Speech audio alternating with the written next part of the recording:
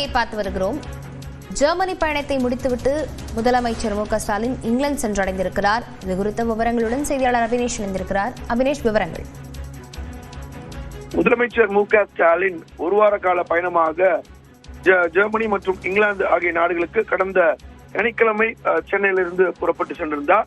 இந்த நிலையில 3 நாட்கள் ஜெர்மனியில் தன்னுடைய பயணத்தை முடித்துக் கொண்டு முதலமைச்சர் மு.க.ஸ்டாலின் இங்கிலாந்து சென்றடைந்திருக்கிறார். அங்கு முதலமைச்சர் மு.க.ஸ்டாலினுக்கு உற்சாக வரவேற்பு அளிக்கப்பட்டிருக்கிறது. குறிப்பாக இங்கிலாந்தில் இருக்கக்கூடிய தமிழர்கள், அங்க இருக்கக்கூடிய தமிழர்கள் முதலமைச்சருக்கு பூங்கொத்து கொடுத்து அவர்களை உற்சாகத்தோடு வரவேற்ற அந்த காட்சிகளை பார்த்தோம்.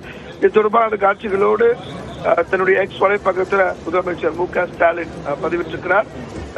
இங்கிலாந்தில் தமிழக மக்கள் கொடுத்த வரவேற்பு என்பது தன்னை நெகிழச் செய்ததாகவும் முதலமைச்சர் மு.க.ஸ்டாலின் குறிப்பிட்டிருக்கிறார். அங்கு இருக்கக்கூடிய குழந்தைகள், தமிழர்கள் என அனைத்து தரப்பினரும் முதலமைச்சரை இங்கிலாந்து நாட்டில் வரவேற்றிருக்கிறார்.